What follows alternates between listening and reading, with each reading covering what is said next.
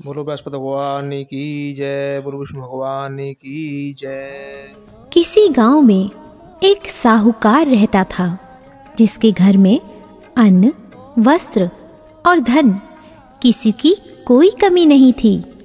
परंतु उसकी स्त्री बहुत ही कृपण थी। किसी भिक्षार्थी को कुछ नहीं देती, सारे दिन घर के कामकाज में लगी रहती।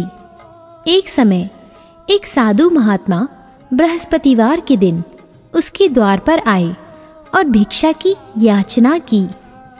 स्त्री उस समय घर के आंगन को लीप रही थी। इस कारण साधु महाराज से कहने लगी कि महाराज, इस समय तो मैं घर लीप रही हूँ, आपको कुछ नहीं दे सकती, फिर किसी अवकाश के समय आना। साधु महात्मा खाली हाथ चले गए। कुछ दिन के पश्चात वही साधु महाराज आए, उसी तरह भिक्षा मांगी। साहूकारनी उस समय लड़के को खिला रही थी। कहने लगी, महाराज मैं क्या करूं, अवकाश नहीं है, इसलिए आपको भिक्षा नहीं दे सकती।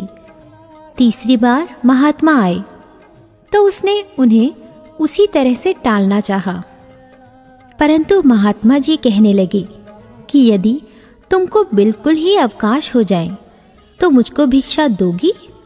साहूकारनी कहने लगी कि हाँ महाराज, यदि ऐसा हो जाए तो आपकी बड़ी कृपा होगी।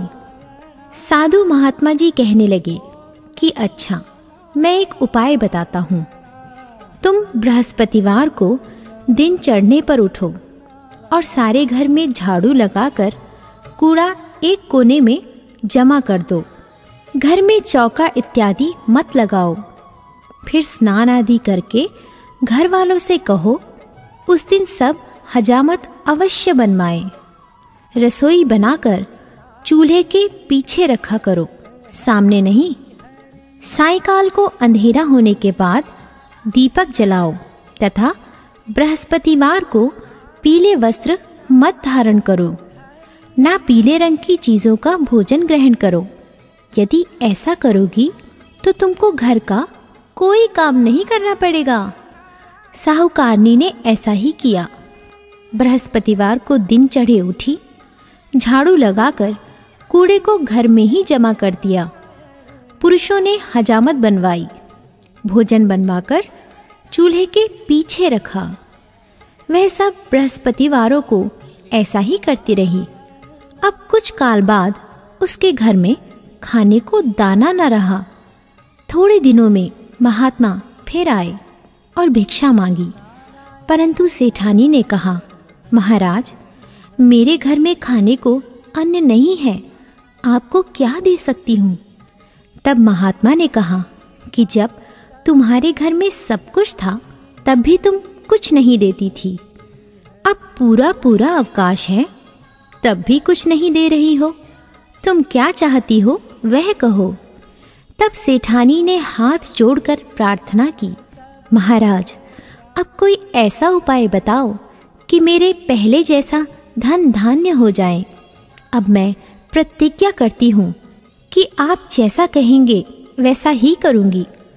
तब महात्मा जी ने कहा, बृहस्पतिवार को प्रातःकाल उठकर स्नानादि से निवृत्त होकर घर को गौ के गोबर से लीपो तथा घर के पुरुष हजामत ना बनवाए। भूखों को अन्न जल देती रहो। ठीक सायंकाल दीपक जलाओ। यदि ऐसा करोगी तो तुम्हारी सब मनोकामनाएं भगवान बृहस्पति जी की कृपा से पूर्ण होंगी। सेठानी ने ऐसा ही किया और उसके घर में धन धान्य वैसा ही हो गया जैसा कि पहले था।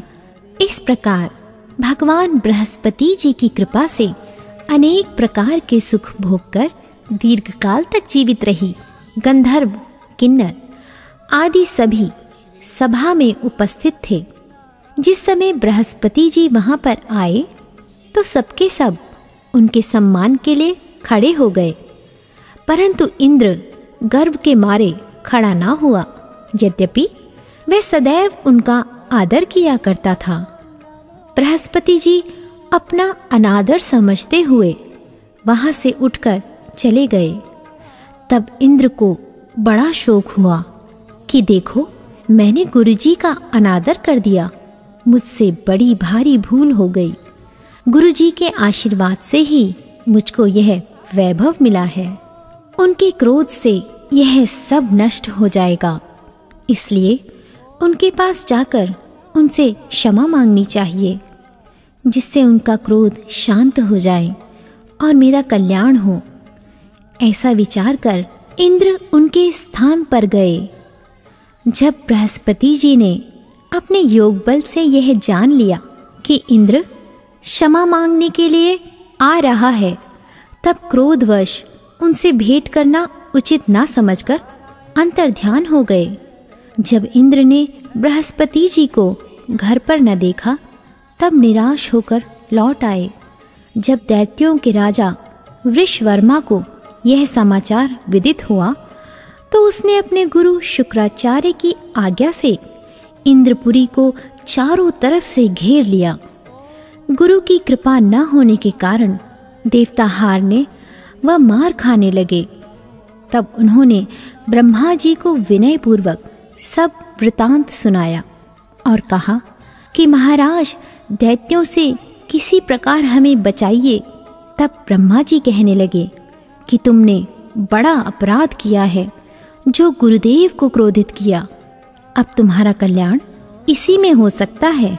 त्वष्टा ब्राह्मण का पुत्र विश्वरूपा बड़ा तपस्वी और ज्ञानी है, उसे अपना पुरोहित बनाओ तो तुम्हारा कल्याण हो सकता है। ये वचन सुनते ही इंद्र त्वष्टा के पास गए और बड़े विनीत भाव से त्वष्टा से कहने लगे कि आप हमारे पुरोहित बनिए, जिससे हमारा कल्याण हो। तब त्वष्टा ने उत्तर दिया कि पुरोहित बनने से तपोबल घट जाता है, परंतु तुम बहुत विनती करते हो, इसलिए मेरा पुत्र विश्वरूपा पुरोहित बनकर तुम्हारी रक्षा करेगा। विश्वरूपा ने पिता की आज्ञा से पुरोहित बनकर ऐसा यत्न किया कि हरि इच्छा से इंद्र वृषवर्मा को युद्ध में जीतकर अपने इंद्रासन पर स्थित हुआ। विश्वरूपा के 3 मुख थे। एक मुख से वह सोमपल्ली लता का रस निकाल पीते थे, दूसरे मुख से वह मदिरा पीते और तीसरे मुख से अन्नादि भोजन करते।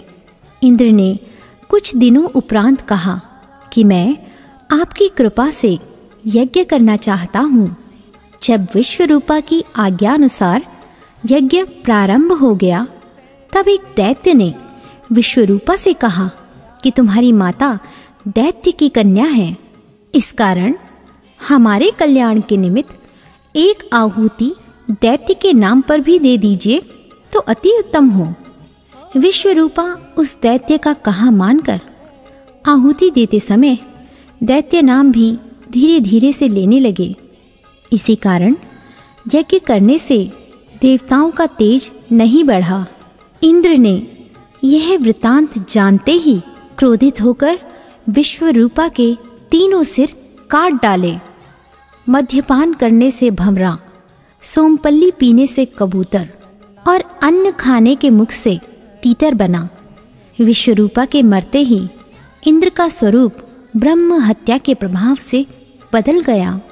देवताओं के 1 वर्ष पश्चाताप करने पर भी ब्रह्म हत्या का वह पाप न छूटा, तो सब देवताओं के प्रार्थना करने पर ब्रह्मा जी बृहस्पति जी के सहित वहां गए। उस ब्रह्म हत्या के 4 भाग किए, उनमें से 1 भाग पृथ्वी को दिया। इसी कारण कहीं कहीं धरती ऊंची नीची और बीज बोने के लायक भी नहीं होती। साथ ही ब्रह्मा जी ने यह वरदान दिया, जहाँ पृथ्वी में गड्ढा होगा, कुछ समय पाकर स्वयं भर जाएगा। दूसरा वृक्षों को दिया, जिससे उनमें से गोंद बनकर बहता है। इस कारण गूगल के अतिरिक्त सब गोंद अशुद्ध समझे जाते हैं। वृक्षों को यह वरदान दिया कि ऊपर से सूख जाने पर जड़ फिर फूट जाती है। तीसरा भाग स्त्रियों को दिया। इसी कारण स्त्रियां हर महीने रजस्वला होकर पहले दिन चांडालनी, दूसरे दिन ब्रह्मघातिनी, तीसरे दिन धोबिन के समान रहकर चौथे दिन शुद्ध होती हैं और संतान प्राप्ति का उनको वरदान दिया। चौथा भाग जल को दिया, जिससे फेन और सिवाल आदि जल के ऊपर आ जाते हैं।